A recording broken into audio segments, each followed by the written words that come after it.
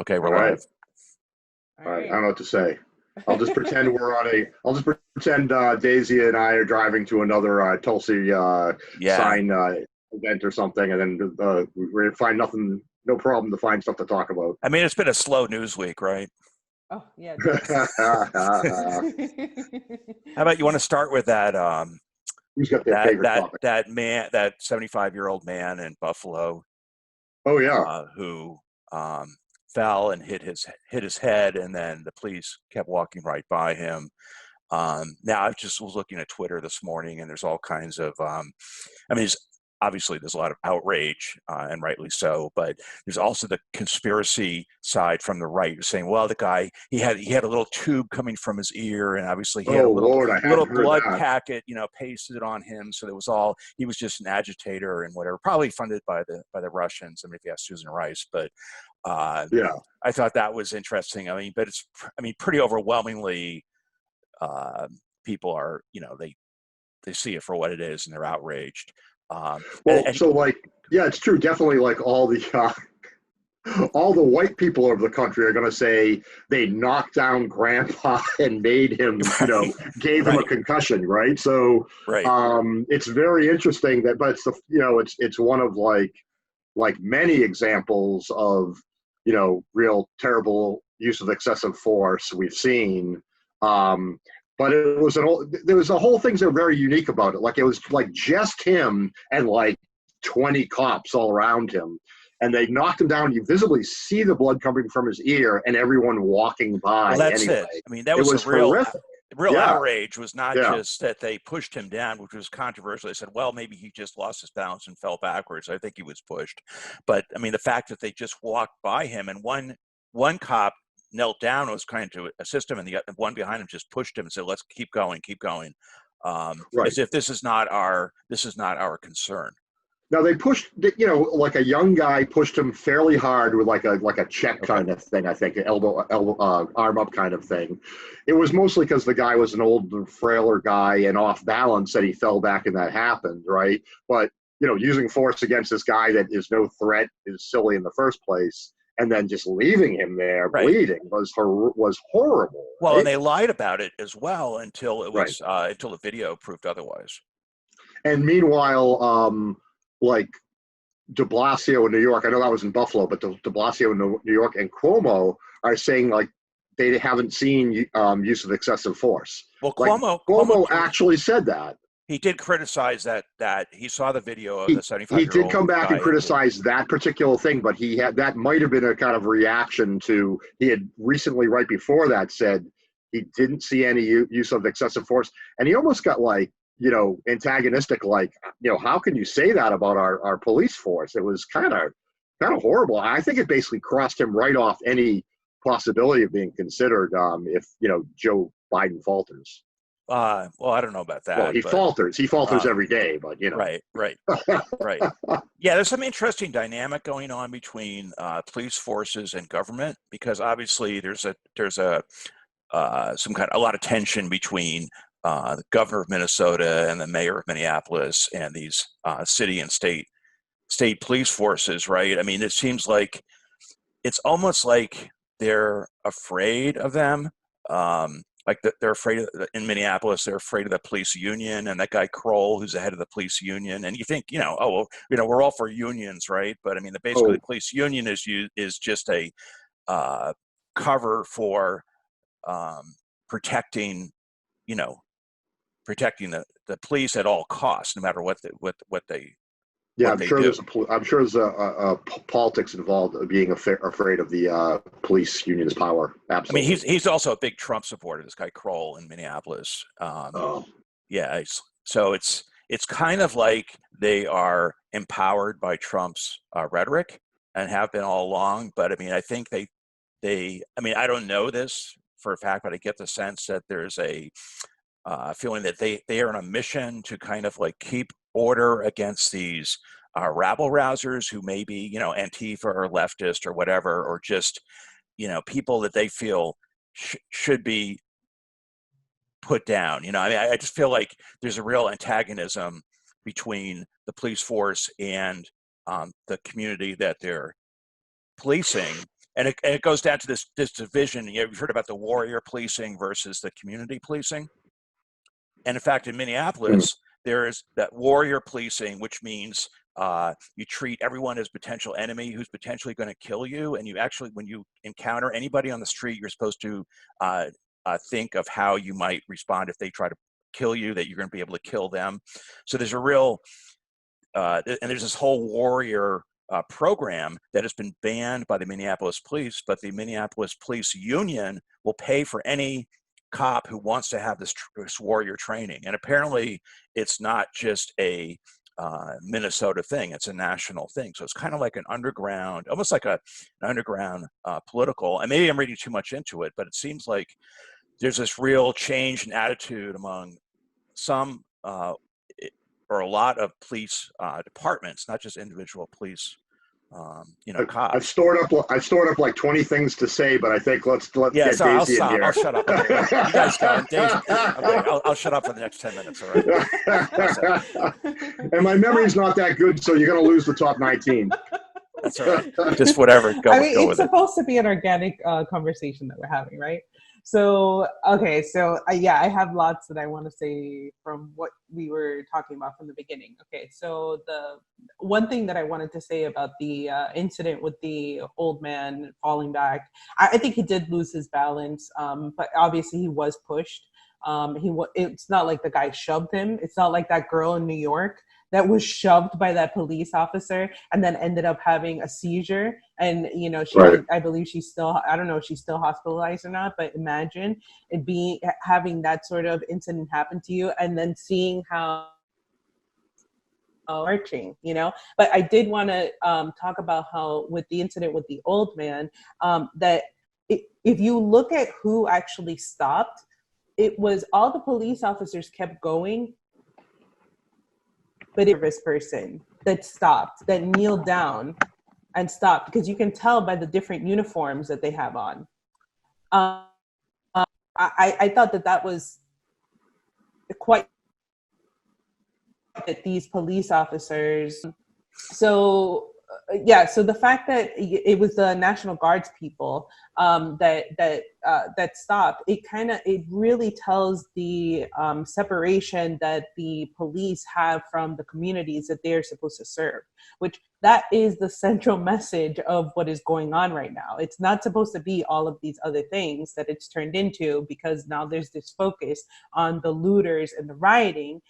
And I think that there's many reasons for that being the central focus of what's going on, because it takes over the message that of the things that we actually want to bring about as change. They're not being the things that we're talking about. Instead, we're having to talk about all these other things. The central focus is supposed to be about how police brutality is something that is ubiquitous. It's not this whole argument of that it's a few bad apples here and there. It's such BS, it doesn't exist. If that was the case, then you wouldn't see all these different examples of these police forces that are taking matters just way too far. And it's because with the Stanford experiment, we already know about the way that power corrupts, right? And the fact that you have these police unions that obviously, when you break it down, what it comes down to is just corruption. It's always corruption. That is the central thing that always everything always comes down to corruption. Everywhere you look. So you're talking political corruption and power of police unions kind of thing?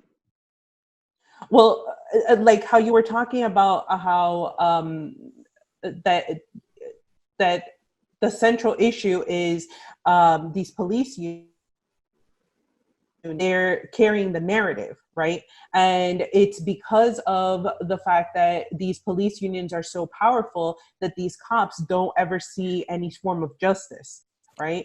Right.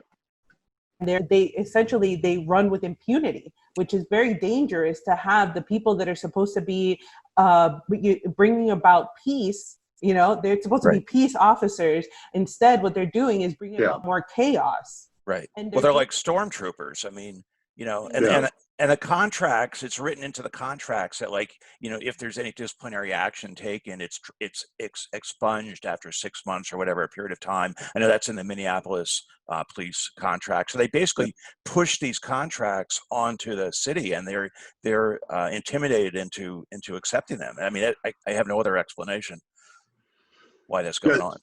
So my feeling is that, so first of all, whether or not, rolling back here a little bit, whether or not, you know, Trump is a specific cause, his rhetoric, you know, obviously can exacerbate people that don't think for themselves to some extent, right?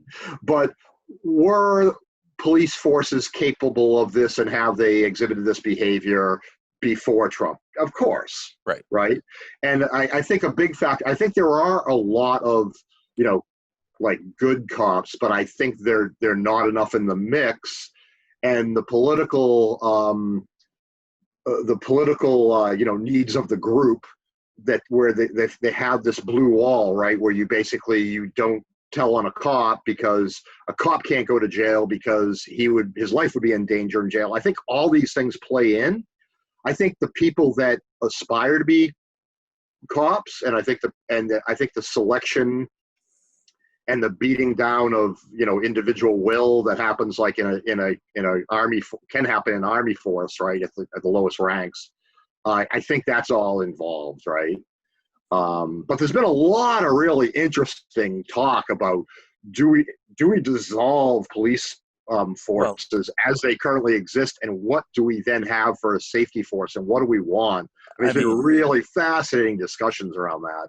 It's not going to happen. I mean, yeah. And this, first of all, I mean, you're right. This started way before Trump. Trump just gave voice to it, but there has been a shift in police departments from being more bipartisan to definitely being more militaristic. And this all started with Homeland Security and, you know, arming of police departments with military weapons. So that changed the whole you know, shift. That changed the shift from community policing to you know, interacting with the community. And some police departments are probably still focused on that, you know, where they're actually required to go out and talk to people and just try to build ties with the community.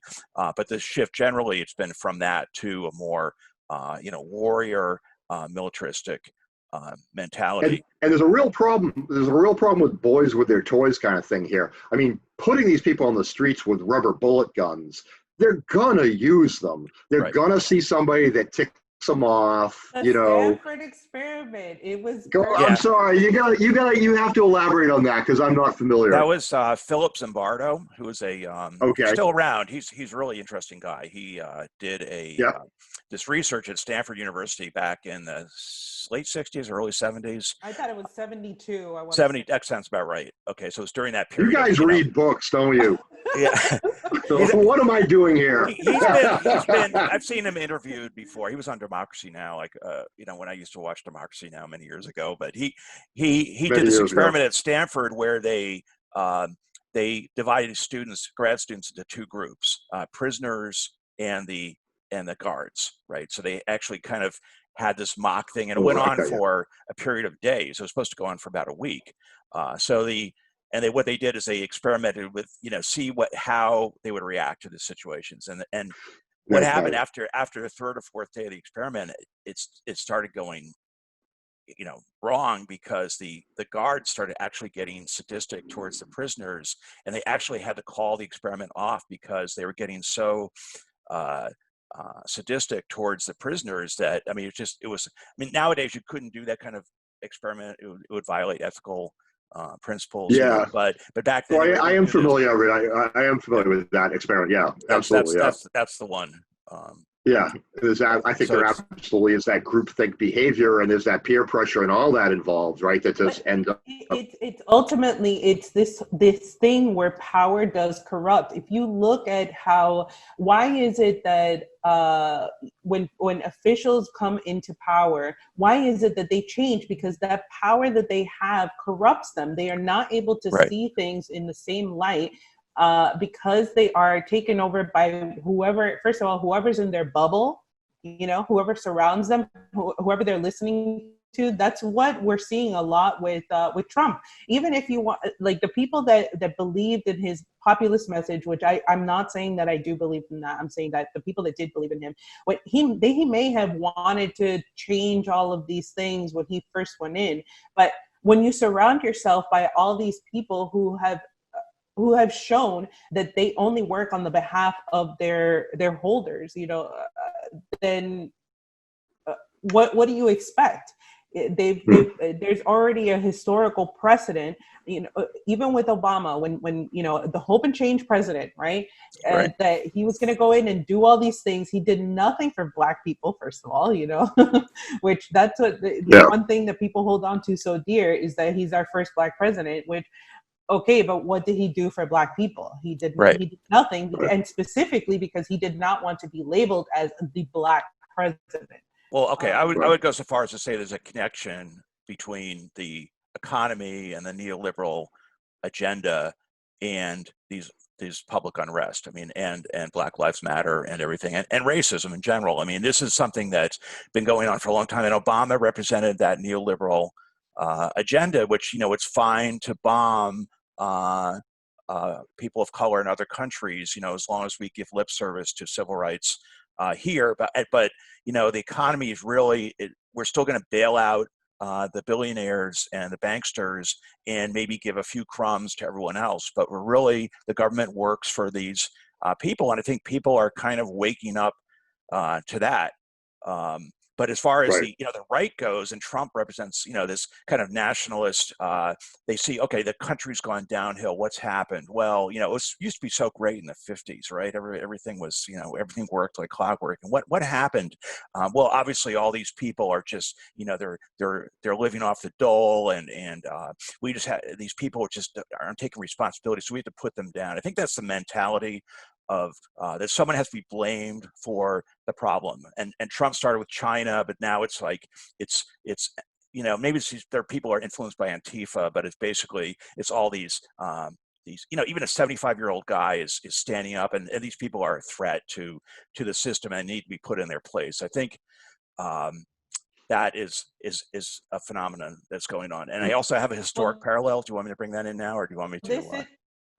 But before you go into that, this is also one of the reasons why they have fought so hard to make sure to quell any sort of dissidence in America. And that's why they've gone after these leaders who have put their country first, right?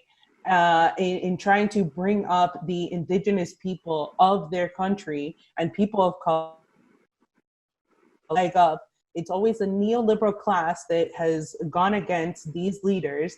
And that's why we see ourselves in the situation that we're in Honduras, in Venezuela. If you look at, again, and this type of unrest is not just going on here in the United States, it's going on everywhere.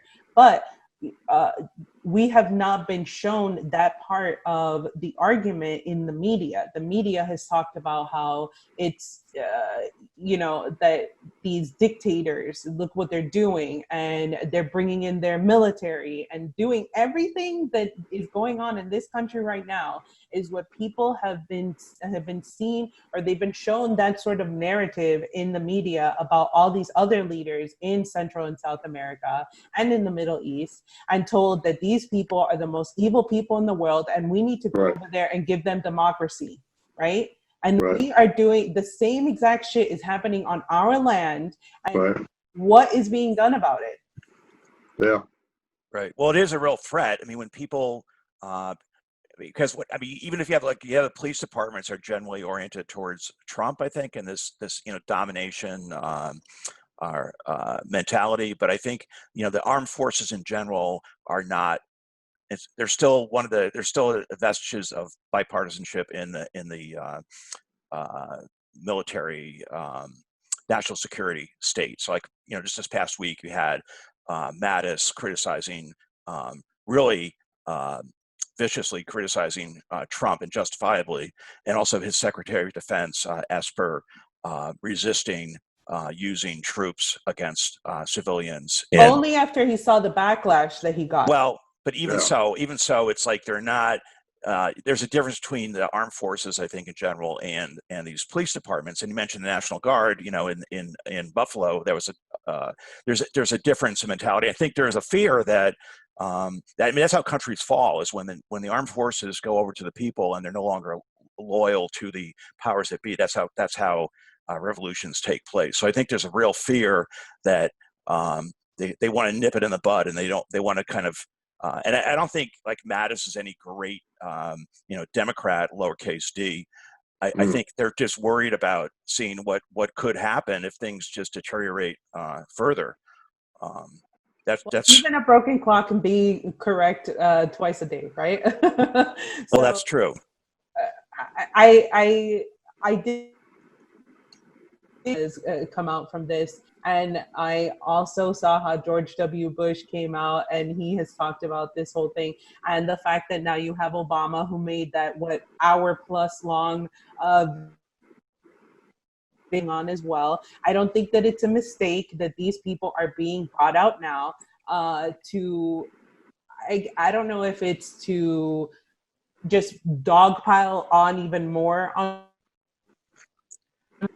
feckless of a leader he has been, like how he is nothing. I mean, he has offered this country nothing. He is a shit leader right now, and the fact that he is trying the military and a military type of force and this whole dominating the people type of thing, that is very authoritarian rhetoric, and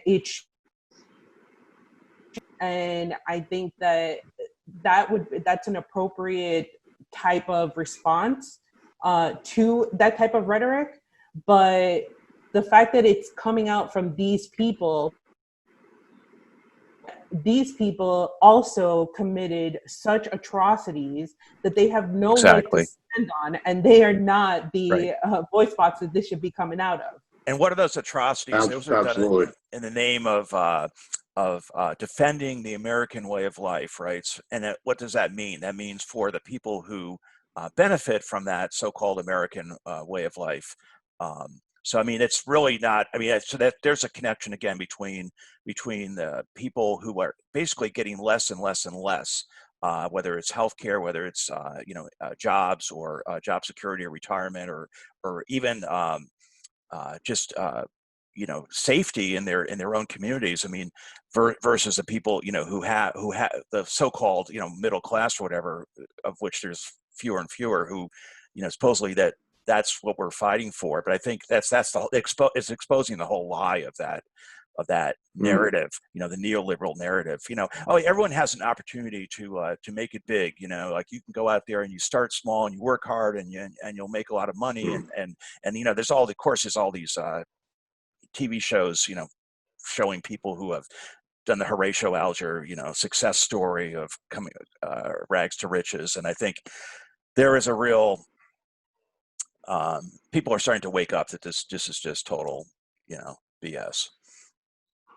Yeah, and besides, so you guys are talking about Trump's completely failed leadership on this, or inability and actually fanning the flames, I think, of the militarism that we're seeing on the streets. We also have the wonderful news that Joe Biden has clinched the nomination. He actually got it up. And what's kind of funny is I just found out about that. It's like the Dems aren't celebrating it in any way that I can tell, but just okay, we're there, and the other, I was just saying on the Dems side, the biggest response is simply after we've gotten past this big $4 trillion giveaway to the rich and $1,200 for, some of the people, we're basically looking at criticizing Trump without really offering good solutions.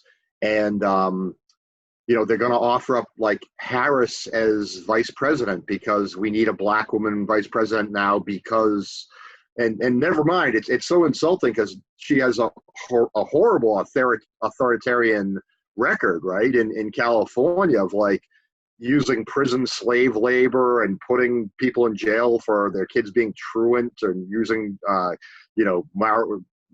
and stuff, and it's horrific. Laughing about it.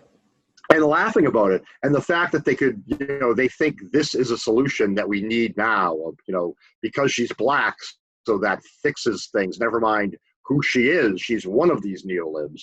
Well, that's just the identity politics thing, that right. If things are going to change because we have, it's like when Dinkins ran for mayor of New York. He's one of the most ineffectual mayors in New York, but everyone voted for him because he was a person of color, which, it was historic that he got elected to be mayor of New York, but he was basically ineffectual and corrupt, as a mayor. So that argument doesn't really go too far. It doesn't change the real, power relations that exist. It's just sad that that's essentially where we're at. I mean, that's essentially what the Dems will offer us.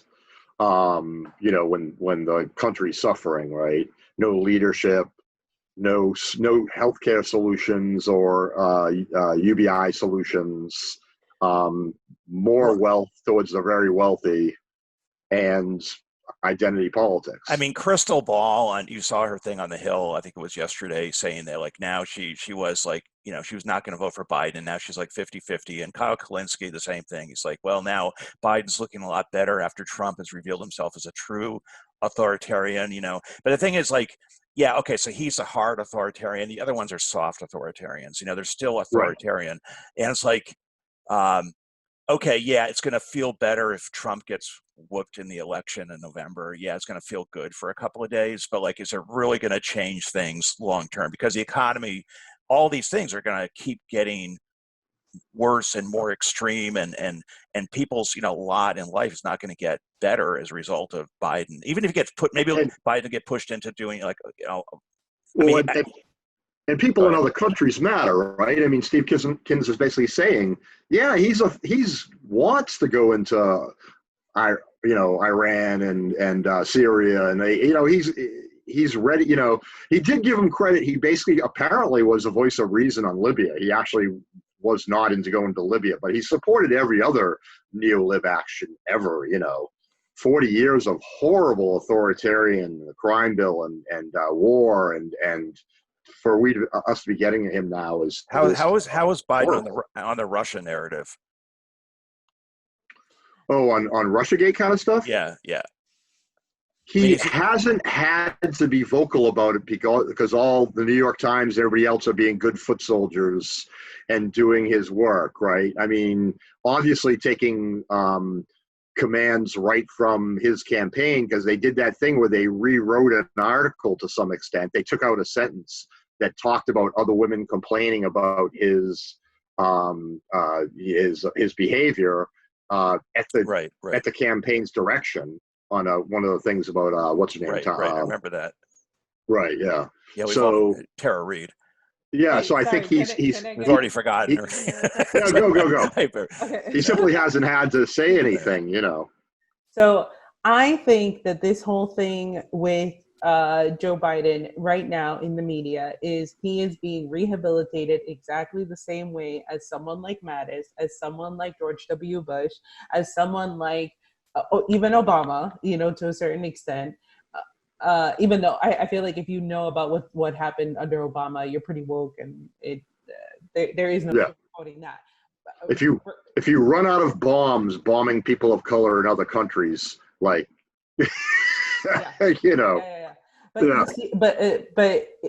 again, it's a narrative spin that is being fed to us by the media, because now Joe Biden is he supposed to be some hero all of a sudden, where they've even politicized this man's death in the funeral.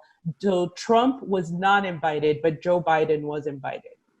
What the fuck does Joe Biden have anything to do with going to this memorial? Well, Amy Klobuchar was at the memorial service, of course. Explain that. Yeah. Explain it to me. What did they have? If this is not any more obvious. Yeah. How much of a media circus all this shit is that's going on right now? Oh yeah. Yeah, and it's going to work too. I mean, obviously, unless Biden drops dead or he has a total stroke or something, he's going to get elected. I think at this point, because Trump has totally, he pretty much sealed his own fate. I think with that where he basically came out as a, the Bible photo op and thing. I think that's gonna. And even that was a whole big thing, because supposedly you have on the right, you have them talking about how the reason why he did that was because the night before that church had been set afire, and that it was supposed to be a symbol. So I'm telling you what the spin is on there and not what I think, okay? It was supposed to be a symbol of we could come back from this, blah, blah, blah. But then on the left, you have this narrative of, look how he used the military and this, this brutality, this violence, just so he could have a photo op. See, again, this whole always is pitting left versus right. It always has to be one narrative or another. And you don't even, I don't even know what the truth was with that clearing out of the crowd, because I've read that it was tear gas was used and flashbang grenades and all stuff. Then I've read other stuff that says, well, look, none of the cops around there are wearing gas masks, which they would have been using if it was tear gas. It was just smoke grenades. And I don't trust any of the media to tell me the truth, so I don't even know, Well, I know that even though it may have been smoke grenades, I'm not sure. I haven't read up enough on it, but I know that one of the reporters from I can't remember the name of the news alternative news thing, but she got hit by one of these pepper bullets. So they were. It's basically, I guess, peppercorns or something, but it causes a serious bruising and there's blood involved and everything. It's pretty nasty. Right. And so whether they're using tear gas or not, the fact is, here they are protesting legally before curfew started, and they were forcibly attacked, by military style forces. I think that's the real thing. So that was actually some alternate news that you would basically trust, right? That is what it sounds like. Yeah, it wasn't Hard Lens, but it was another one. Who was? Veriton. What's his name? Daisy. He used to be on T. Yeah, Carrington, right? Jordan Carrington. What's his? Sheridan. Jordan. Oh, Jordan yeah. Sheridan. Okay, that is Sheridan. Yeah. Yeah, it was on that network. Well, that's really good. I hadn't heard somebody I would actually necessarily trust. Yeah, so there was actually. It was pretty forcefully put down, and obviously that the whole argument that all these troops died for our freedom to protest. Well, that's gone out the window now, because obviously we don't have that freedom anymore, at least in certain situations. Yep. And then you have those Second Amendment people that isn't this what supposedly this is why they couldn't give up their guns, is because we would have a tyrannical government. Well, guess what? Yeah, that's what we're headed towards. Once you have curfews, you're setting curfews for places, and I do understand that there is a need to make sure we need to put out the fires, obviously. If there was even in California, every year when all these fires run rampant, they need to be stopped, right? There needs to be some sort of plan to put them out. Yep. But once we start allowing the military to take over, their job is not supposed to be law enforcement. They look at situations differently. And once we open that door, we cannot close it. It's like everything that we've been talking about for weeks now, right? About all of these different measures that are coming out little by little. And they're supposed to be these temporary measures just to, figure out, put out the fires metaphorically. But to what end? It just seems to keep escalating little by little. And I don't think that that's by mistake. I think that all of these things that are happening because they want to set up an infrastructure, and they're just taking our rights and taking these measures little by little and just testing us to see how much they can do at a time. So who's they? You're talking about the neoliberal I state? think it goes beyond it's the permanent state, right? The permanent state is the polite term for deep state. Yeah. Right. You don't want to say deep state but if you explain to people, it's like, no, there are people that are permanently set in the machinery of government. Right. It And is the those concept people. of deep Yeah. state, by the way, did come out of the left before it was co-opted by the right. Oh, okay. Yeah. Yeah. I forget the name of the Canadian political scientist who came up with the deep state But concept. I do think that permanent state, it actually does make more sense to call it the permanent state, because it it doesn't matter who is supposed to be in charge, quote unquote. They're just figureheads. They're people they're the puppets that keep us entertained, looking the other way. It's like a magic trick, Right. where they're doing all these things behind closed doors, and in front of us, they're putting on this little show so that they can continue to do whatever the fuck it is that they want to do. Right. And you're not supposed to. It's like that. It's like that Venn. You've seen that Venn diagram, right? Where basically it's like there's this big area in the center where all the Republicans and Democrats, right and left, agree, and that's all war and all, all these kind of keeping down the people and keep people stupid, and then on the on the left they give you a little bit of like pro anti pro-abortion and abortion rights, and on the left they give you a bit of like pro-life.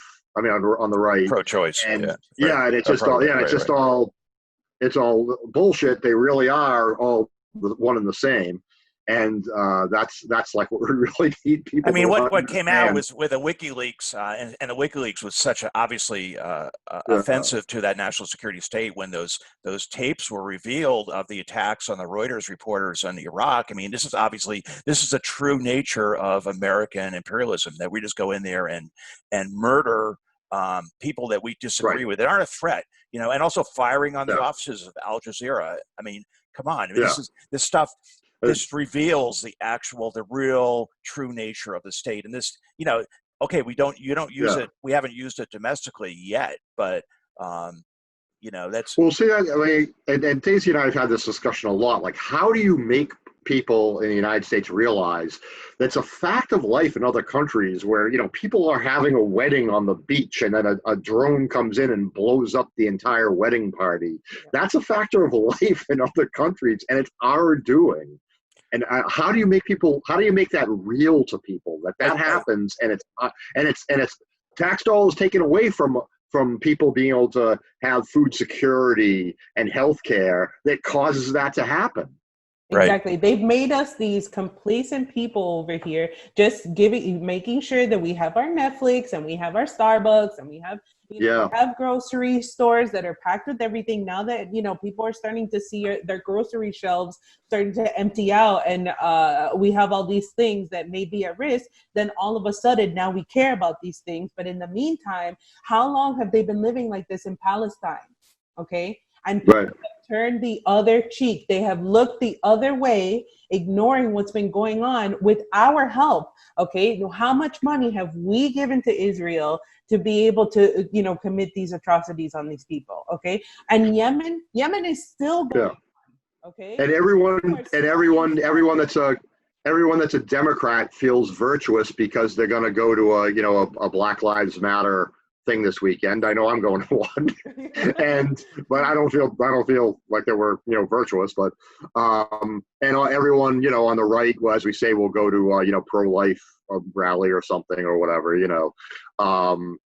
and there it's a facade to hide the truth from us, basically, right? So I saw Glenn Greenwald was interviewed on The Hill yesterday, and one of the questions for him was, how do you translate this, this unrest or this public uprising into actual political change? Is Biden going to be forced into signing single-payer health care, even though he said he would veto it before? I mean,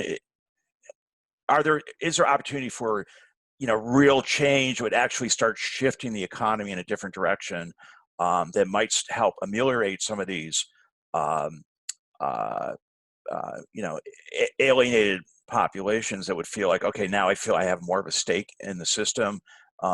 Wait, before you go into that, can I just make a quick statement real quick that how sad is this, that in November in November, our choices really are Biden and Trump.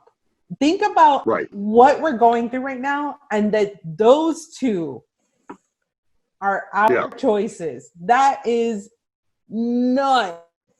Right. Really, really I know it. Well, I've been posting it, think of what's happening in the moment with people suffering from getting, authoritarian militarization, getting attacked by rubber bullets and all that. And Tulsi Gabbard actually stood at Standing Rock with protesters that dealt with, attacks by water cannons and freezing temperatures and rubber bullets.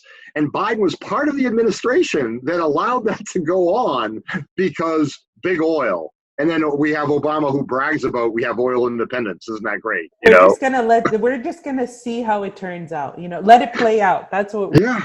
Man. That's really crazy to me that those are our two options. But I'm sorry. Go ahead. It's horrific. And also, I don't know about Tulsi being a leader right now, but I do know that Yang actually came out with some solutions, and he sounds like he's listening to the demands of the people, and he actually did come out with a pretty good plan. So I think that should be touted. I think that's something to raise. So you're talking about universal basic income? You're talking about policing, or? Yeah, about policing. Okay. He was talking about creating like a federal commission, I think it was going to be like the George Floyd Commission, where they it's a commission that. Here's my previous opinion on that kind of thing, but. Great. Yeah. But yeah, go ahead. How about putting civilians and people of color, on the commissions that run these police departments? Just like in Germany. That's part of what. Well, good, because in Germany, you have to have workers, and a large number of workers on boards of corporations. Like, it's just required by law. And Germany's not doing too badly economically. I mean, their economy, like their companies really function well, but they have that. They have to, by law, they have to have worker representation and union representation on their boards. Are you talking about boards that oversee the police that would do disciplinary functions and so forth? Yeah, well, I mean, in the German case, I'm talking about corporations, but I'm talking about this potential solution. Yeah, I mean, right. The idea is that, like, let's say you have a complaint against a police officer that they're using excessive force, whatever, that you'd have a commission. Or the investigative group would involve some non-police entities in that group. So it would not just be seen as a total internal, whitewash job. It would actually be seen as somewhat, nonpartisan, objective, that you'd have other parties involved, because we don't have that right now. Not too far removed from what I talked about last week in the Legislative Week in Review about the FISA court, right? About how that's one of the things that they were fighting for, was having that third party there, that independent party who is supposed to represent the people when they are presenting their case, when the FBI and what was it? Is it the NSA or NSA maybe, or the Department of Justice, whatever? That when they are presenting their case to the judge, you need to have somebody there to be able to advocate for you. And this is kind of the same situation where how are you going to have these police that are investigating themselves? It does not make sense. Well, you have to have real representation, not token representation, not just like one or two people in there. You have to have real power. They should be elected. Now, you still would have the problem with the blue wall, like cops not telling each other. But these days, with people having cameras ubiquitously, right? I mean, you're going to have evidence of wrongdoing, like we saw in the George Floyd case. You're going to have that from now on, I think, But what we've seen historically now, now this is actually changing things, right? But historically, they have, even if they've been arrested, they have not been charged. They have not been convicted with things. That is the problem, the fact that they may put on this show of arresting. Well, they get suspended. suspended with pay. Or they get fired, but you should be able to, you should have to pay, you should have to be brought to justice the same way that a regular citizen would. Just because you are a police officer doesn't give you that immunity. It doesn't make you this untouchable. And that is the problem, that when people feel like they are untouchable, because again, historically speaking, that's what's happened, is that cops, they get away with this type of brutality.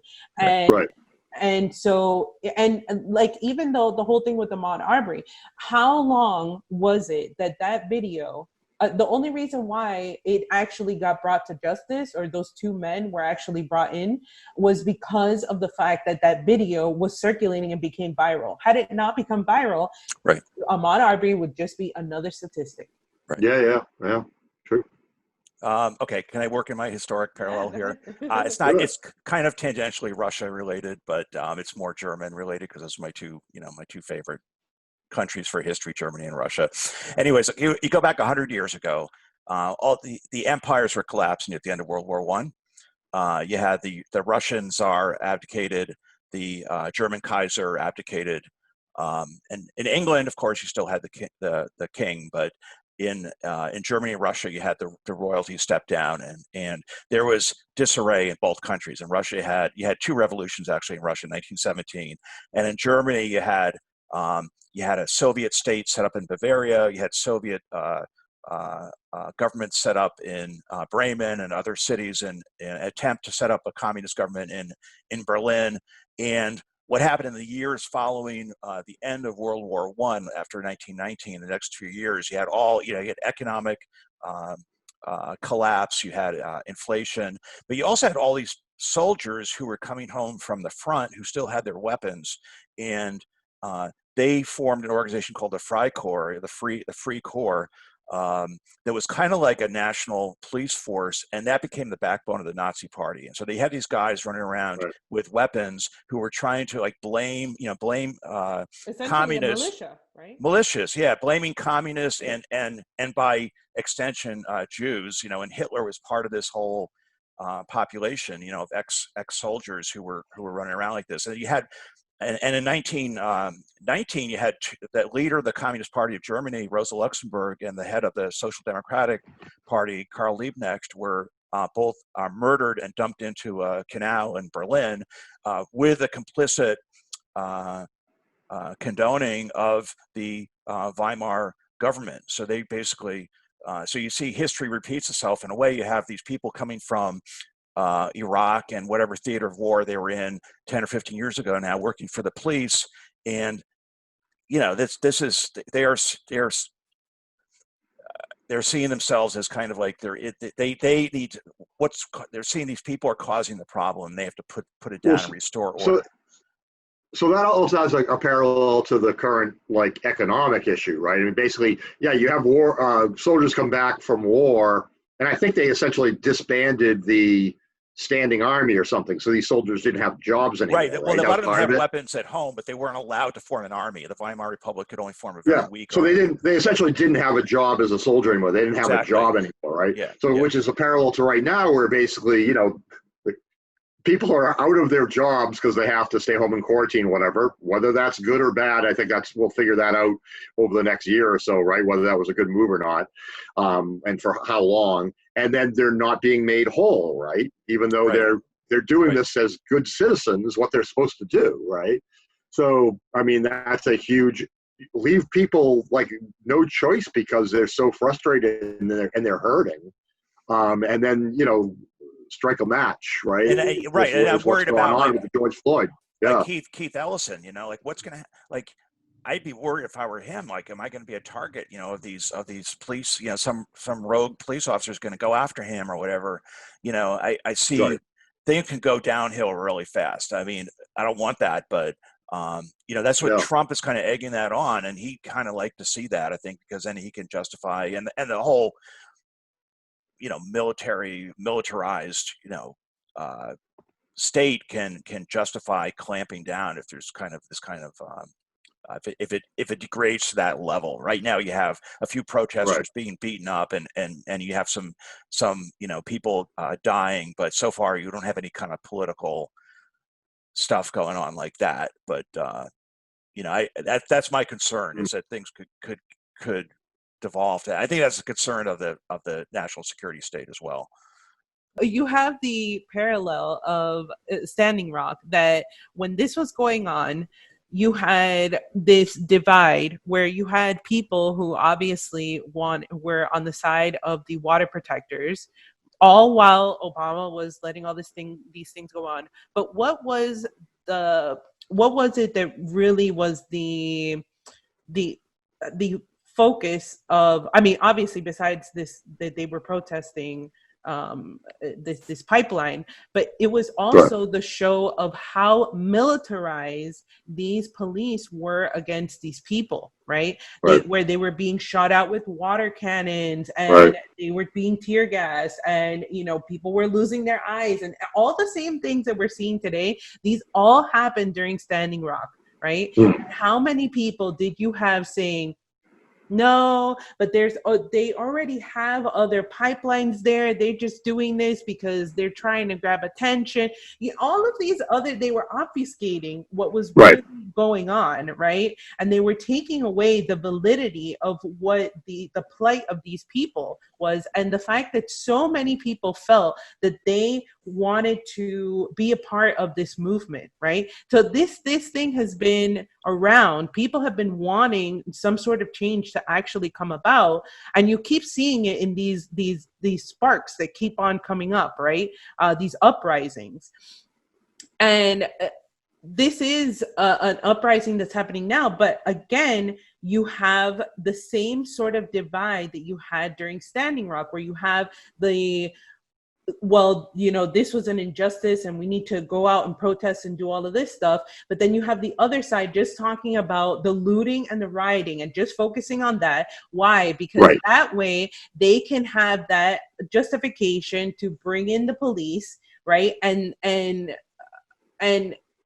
then you have that fight again, where it's the people who just wanted, what else do you expect? You have to show strength. You have to, that's why Trump is like, for some people, he is seen as a strong man. He's coming out as this big, tough guy because he's going to crack down. He's a law and order president, right? Like, there are people that actually are behind that, you know? And then you have the other side of people who are like, no, this is really bad that this is happening, but it's pitting ourselves against each other. That's always what it comes down to. So that's a perfect segue to Conspiracy Corner, if I may. Yeah, go ahead. All right. All right. So that's awesome. So you've seen the video out there, and Jimmy Dore even addressed it, of the cop, like all like obscured. You couldn't see his face or anything because he's wearing a mask like everybody else, all in black. He's like, there's a guy, a tall white guy, all alone, like near the storefront, and he's got a hammer and he's smashing windows, and then he walks away, and people that were legitimately there for the protest are like, wait a minute, what did you just do? What are you doing? So the whole idea is that they're doing some of the destruction behind the scenes themselves in order to, validate the use of excessive force, in order to validate using sweeping in and using rubber bullets and tear gas and all this stuff. Look at the destruction they just did, So that's conspiracy number one. We can talk about that. Conspiracy number two is Susan Rice. Oh, she just keeps giving. She's wonderful. Claimed that Russians were behind the violence at the George Floyd protests. That the Russians are trying to break us apart, and they're all behind it.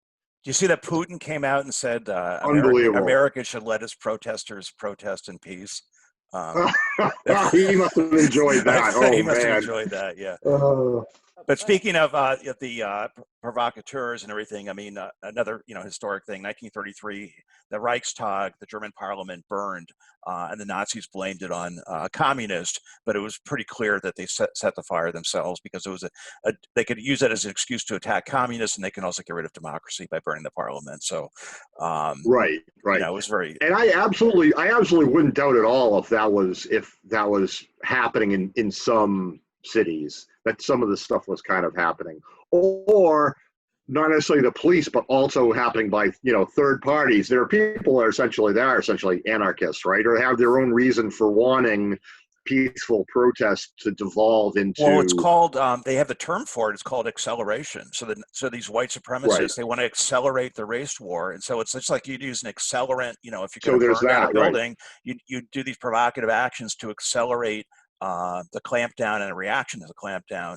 So I think it is And you're intentional. right. It happens right on the left and on the right, right? You have the anarchists and Antifa possibly or whatever, and you have right-wing Nazi crazies that want a race war essentially, right?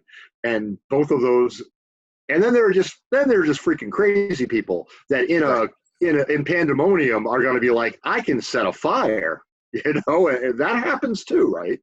Yeah. Right. But I do think it's more on the right than the left. But I mean, as far as historical examples of provocative, white flag operations, or provocative, like breaking windows, whatever. I think tends to be more on the right than the left. Maybe you can prove me wrong, but I think that's I essentially believe that one case I brought up. It essentially seems right to me that is essentially a cop or somebody like that, or somebody in the military or something trying to escalate things. Well, the thing is that the looting was not an issue to the cops. It was the protesting that was the issue, right? So what's the real threat to the power structure? Is it the looters or is it the protesters? It's the protesters. So that's a broad brush, right? I mean, at this point, it's happened in a lot of cities, right? And I think the response has been different in different cities. Okay. I accept that I believe that. Yeah, I believe that what you're saying is definitely true. Probably true in some areas. Yeah, that's right. I think that definitely exists, obviously, because every sort of person kind of exists in the world, and there are a lot of groups that are nefarious and they are definitely taking advantage. I definitely think that there are a lot of opportunistic people who, they may be opportunistic in the sense that maybe they are just really fed up with being locked up right now and they just want to be able to vent. And it is not normal for us. We are very social creatures, and it is not normal for us to be cooped up inside of a house. For a lot of people, they are not realizing the fact that a lot of people don't have a backyard to go into. They have a small apartment that they have to live in. If you're looking at a lot of these cities, that they keep getting trashed, think about the situation that they were in prior to COVID, and then think about the situation during COVID, and how for months now they were lucky if they got a $1,200 payment, okay, right. And then they're expected to survive. They're under constant stress because if they turn on the news or anyone around them, they are bombarded with a death counter, a death ticker, counting down for them, or that when they go out, they have to wear a mask, and that they have to stay, distant from each other. Again, we're social creatures. We're not meant to be excuse me. And one of the things that when we first look at people, we look at their eyes and at their mouth, those are things that we have inherited as a way to survive, right? There's survival mechanisms that we have inherited.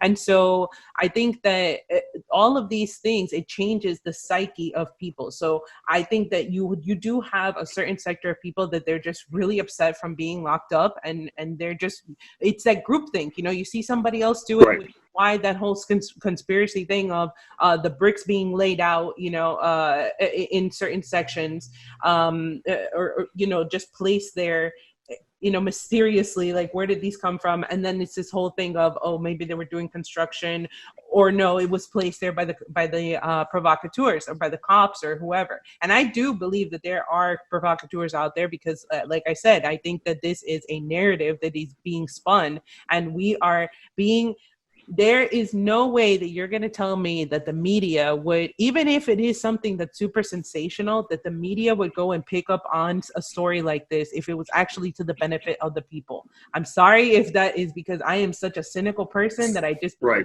not believe anything in the media. But and there is just that profit motive, right? They, to the country's detriment, pushed Trump because he was profitable. right? When the print media was on its last legs, right? And cable news could profit hugely from Trump. He sold views, right? And the same thing is an effect, can be an effect on this as well, right? But more so, definitely that 100%. It's definitely profit motive, but I Yeah. think there's also they are also driven by what their donors, their advertisers, like all of the. You got to think about what's going on in the background. Always, whenever the media is focusing on one thing, you always have to look at what's going on. That sleight of hand, right? And what's going on economically right now. The fact that they're not talking about, okay, so do you think there's going to be any sort of repercussions where now we're not going to get another stimulus, right? That's what it's looking like. Yeah. The fact that people are going to start getting evicted, they're going to, because Right. the mortgage it's forbearance and is not working out for a lot of people, and Right. the fact that we don't have any sort of debt cancellation going on, the unemployment thing, that's only going to go until the end of July. Right.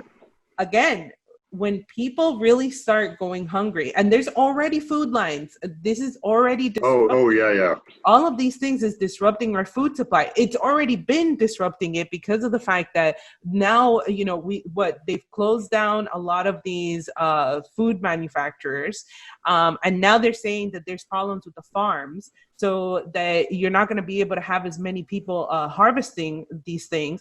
And Right. the fact that you have like Amazon telling their trucks to turn around and they can't deliver things.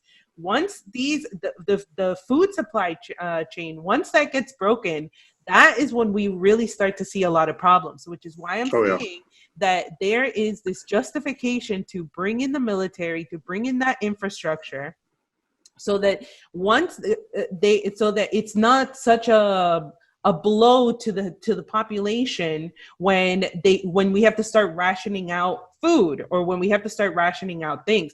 People are not thinking about the long-term repercussions of what they're doing to our banking system, with this, this transfer of wealth to upward transfer of wealth.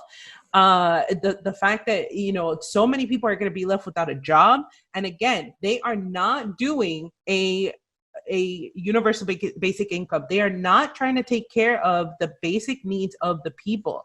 And right. I just think that this is all being set up so that way they already have the military infrastructure, and then people will not, little by little, we're having these things taken away from us, and people are not saying a peep. And then the people that do say something, it's something that's politicized again. It always has to be taken to that step, because that way you don't actually talk about the real issues. Do any politicians know this is going on and are doing anything to address it, like in Congress or Is running for Congress in office? I session? mean, I do have some stuff that I can talk about. Okay. Congress isn't even in session, right? No, yeah, they came back this week. Oh, they did. That's right. Okay. Oh, that's right. They wanted to pass the Patriot Act and FISA and stuff, but that actually did not, right? Yeah. All right. So it looks like we're going past an hour already. So we want to do the legislative week in review? Or? Sure. Okay. Yeah, let's go. Yeah. I was realizing from what you were talking about that early, like I think like a couple of months ago, I would see like regular reports about like these horrific long food lines, but I didn't think I'd seen anything on that for a while. It's basically, yeah, it's no longer important news to record. I guess. I do see lines. I do see lines at Wendy's and McDonald's, which makes me wonder. Literally, what are they feeding these people? Oh man. Mm-hmm. Well, because remember how we talked about how the food prices were going to go up, and because obviously the premium always goes to the customer. We always have to end up paying for these things, right? And if they're able to get less things in stock, if their food trucks can't deliver whatever it is needed in these stores, then what do you think is going to happen? The price of things are going to go up, right? Right. Well, the quality is going down as well. I mean, now you're going to have, you're going to have artificial meat, and you're going to have you have all this GMO shit, that causes, who knows how many problems it causes, GMO flour and soy and all this stuff that people, that are, when they get their fast food, they're eating this stuff. And Well, I mean, first of all, everything that we eat, even if you grow it in your garden, is still genetically modified, because these fruits and vegetables, they've been genetically modified in order to be more appealing to us. well, they've been what's the term? I mean, they're like hybrids, and I mean, there's going back to like, you know, 200 years, they were developing strains of plants, right? I mean, that's not GMO in the sense of going into the DNA and actually But it changing. is, because it's genetically modified. That's the Okay. Well, that's sad. right, but that's why you have to be specific in what you're talking about when you're talking about GMOs, right? Or Okay. when you're just talking about when people really have a problem with, like, I guess what would be organic or non-organic, right?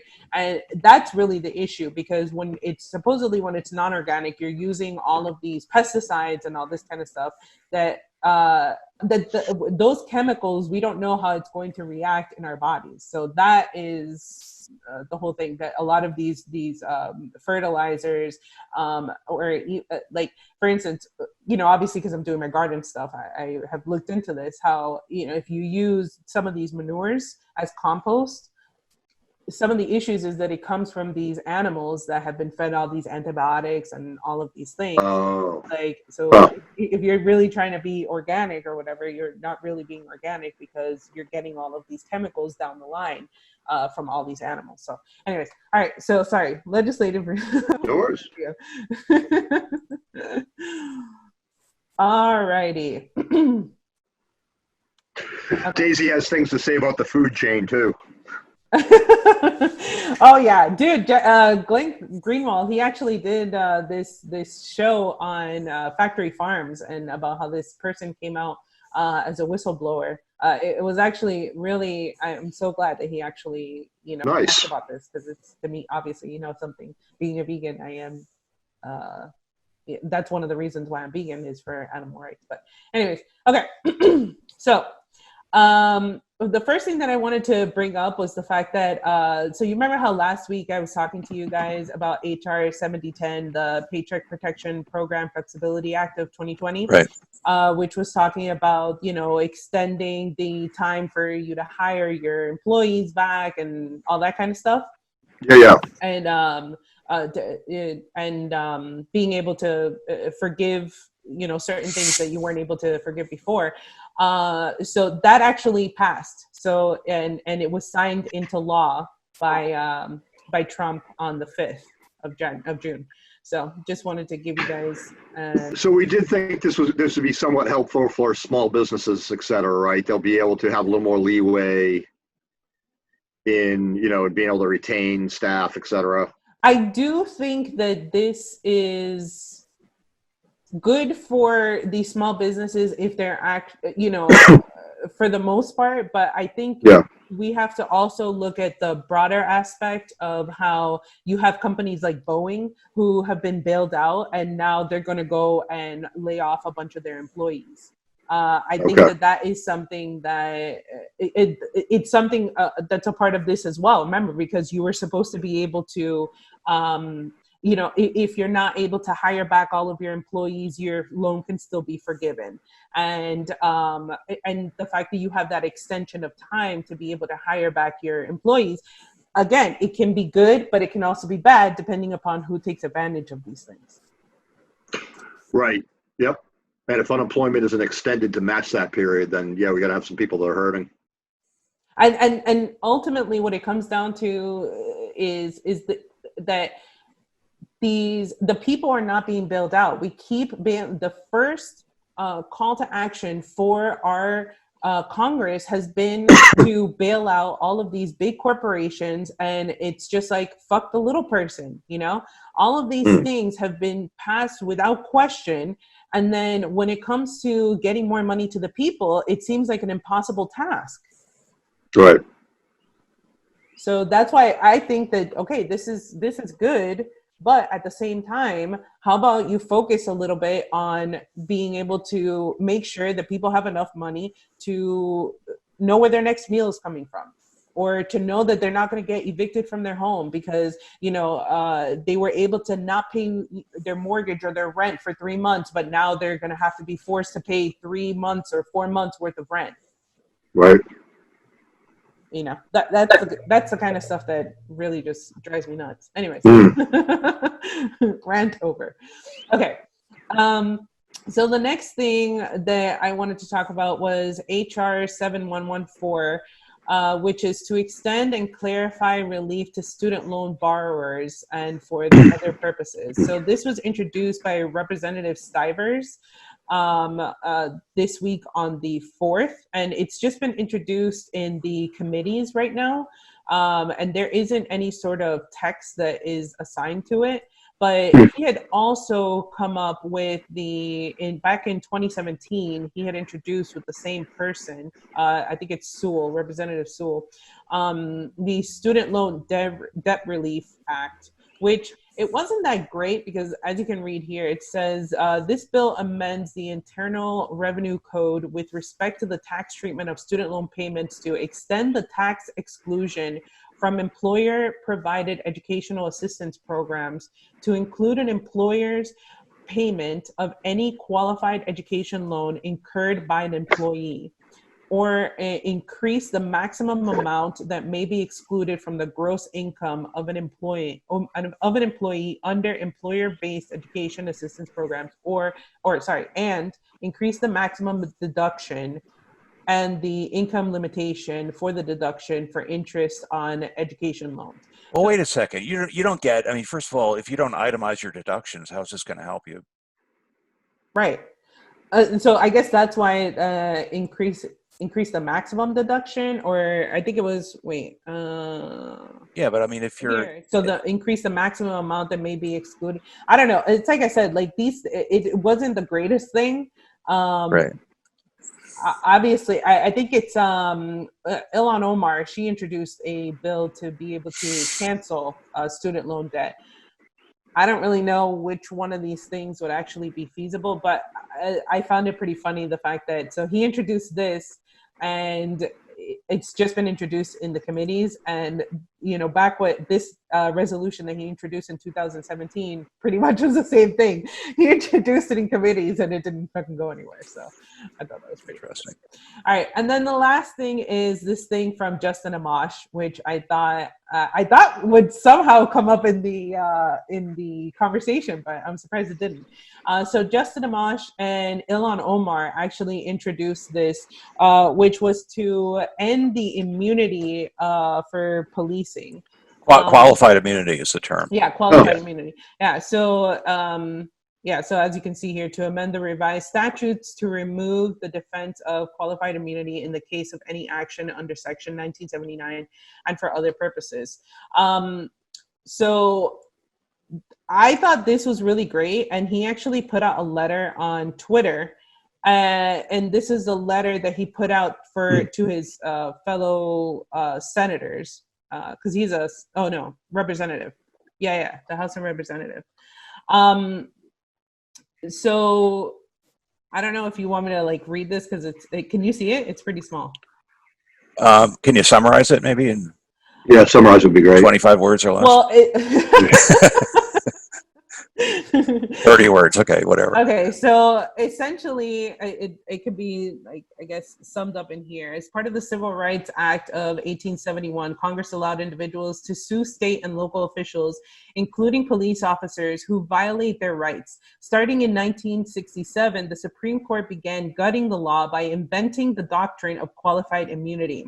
Under qualified immunity, police are immune from liability unless the person whose rights they violated can show that there is a previous case in the same jurisdiction involving the exact same facts in which a court deemed the actions to be a constitutional violation. And so essentially it's that you can't really prosecute these people, and that you wouldn't be able to really win in a civil suit. Again, this seems to be the issue, right? Always that these people, they act with impunity. I mean, I think the doctrine of qualified immunity, I mean, to be devil's advocate here, I think the idea was that in the heat of the moment, a police officer doesn't always know exactly what the law is. So they may overstep the bounds of the law occasionally, and that qualified immunity is meant to protect them as long as it's not too egregious. Obviously, the way it's written or the way it's interpreted by the Supreme Court, it goes way too far. But I don't think the doctrine of qualified immunity per se is necessarily evil or bad, but the way it's written, it obviously goes way too far in its use as a shield for any kind of accountability. Right. Right. I just wanted to say that. Yeah, no, definitely. And so far, it actually is pretty popular because it has 17 co-sponsors, as you can see here. And Ilhan Omar, Ayanna Pressley, and AOC signed on to it. Tulsi has not, which I'm pretty interested to see why, because I'm pretty sure they're friends. And I feel like this would be something that she would really be on board with, because she is into police accountability. But I also thought it was interesting that Justin Amash actually, he is a candidate. He's a libertarian candidate for president. So I don't think that is a coincidence, the fact that he is putting this out, because this can be seen as an actual response to what is going on, like somebody actually taking action, while obviously Trump and Biden are sitting ducks, essentially. But I thought this was really good, this interview that happened with the Washington Examiner, where he talks about like what he would focus on for if he were president. And he does, what I really liked was that first of all, he called out Congress. He said that, he said here, as president, I would be able to tell Congress to get their act together or I won't sign this bill, the bills. The congressman continued, if Congress refuses to run an appropriate legislation process, I'm not signing the bill. So I did like the fact that he talked about that. And obviously, because he's a libertarian, he talks about individualism, which is something that I think is really important. And he also talks about the foreign policy aspect of things, where with the civil liberties thing, he was talking about civil asset forfeiture, which would be something really important for him. I mean, like talking about stuff that I think that people really care about. If they are open to actually listening to other candidates, which and that's interesting because that's a kind of populism that's different from Trump's populism, you know. So Trump gave lip service to getting out of wars and everything, but he never really, there was nothing behind it. Whereas this seems like it's more substantial, you know, substantive or whatever the word is. Not just about the wars, but about the infringement of individual rights, you know, with civil forfeiture and these doctrines, you know, that have been abused. Here he talks about it. So for Amash, one key area in which Congress needs to start doing its job again is foreign policy. And I really like that. I like that he is calling out his fellow Congress people, because it's true. They've abdicated their responsibility of being the third arm of holding the president accountable, you know. But that happened for a reason, you know, that Congress abdicated that responsibility, and I don't think they're going to get it back anytime soon. I really don't. I don't see that, because the reality of the world now, you know, where you have to have, you know, lightning response times and everything. You can't have, you know, like they'll have something like the Gulf of Tonkin incident, right? So I mean, like they'll have to react to these things, whether they're actual or you know, not real white flag types of things. They'll have to react to it in real time. They can't wait for Congress to approve. You know, so like presidents now, they conduct war by not declaring war. You know, you have. I mean, it was the last time we have police action in Korea, or we never had a war in Vietnam, right? So I mean, they'll get around that. That's. So I mean, it sounds great that they're going to do that, but like to actually put that into practice, I'd like to see how that's going to be done. Oh yeah, I mean it's purely rhetoric mostly probably, but I mean I still think that it's important to show different just the fact that he's actually going out there and speaking, Right. you know, Well, that, I mean, think that's it's important. right. So it says he takes issue with the way lawmakers have largely abdicated their constitutional war powers, leaving presidents able to launch military interventions at will. If there are wars that I believe are not authorized, I can tell Congress it has 90 days to provide me with an appropriate authorization, or I will begin to return troops to the United States. I thought that was really powerful for him to say something like that. I think that's an important policy proposal and leverage point that I will have as president. So he using his bully pulpit to the betterment of the country, in my view. I don't know. I thought that was pretty important to highlight. But with the current Congress, I mean, they would just rubber stamp whatever the president does, anyways. I mean, pretty much. But if we're thinking about it in the paradigm of they're only going to do it if they're Democrat or Republican, he is a libertarian, so he's more toward the right. So the Republicans, and especially if it's a Republican-led Senate, well then. Well, this is again where the the left and the right, the not the duopoly, but the outside, they're the populists, whether it's Bernie Sanders or whether it's Justin Amash or whatever on the right, or Trump even, or whatever. You have these different, or Tulsi to some extent. I mean, they are in some degree, they are more or less, they are populists, and so they are calling for these things, and that's where you can build bridges too between the left and the right on some of these issues, right? Sorry, Jimmy, you look like you want to say something. Yeah, a couple things. I'm afraid I hate to burst what little hope. I hate to burst what little hope we have, but I'm reading that Justin Amash actually he canceled not that long ago. And the other thing related to that that bill you were talking about regarding police, Joe Biden's reaction to the Rodney King beating in 1991 was to author a bill about a policeman's Bill of Rights, protecting them from being, that was his reaction to Rodney King, was to worry about the police being prosecuted in such instances. It didn't go anywhere. It didn't get out of committee, but literally he called it like it was like the police Bill of Rights. Well, the police unions, whatever, the police groups are now going against Biden because Biden was always considered a friend, a so-called friend of the police, and now he's radically anti-police. And if you think, Biden is your radical threat, come on. People are obviously gone way to the right. You'd think they would catch that it's just a wink and a nod, right? I've got to say these things now. Right. You think the police would know? Right. Yeah, but that guy Kroll from the Minneapolis Police Union came out and said, I believe it was him, criticized Biden and said, like, he's no friend of the police anymore or whatever. Yeah. So. All right. Guys. Okay. Cool. This is good. Good. This is good. All right, guys. That was great. Yes. Thanks so much.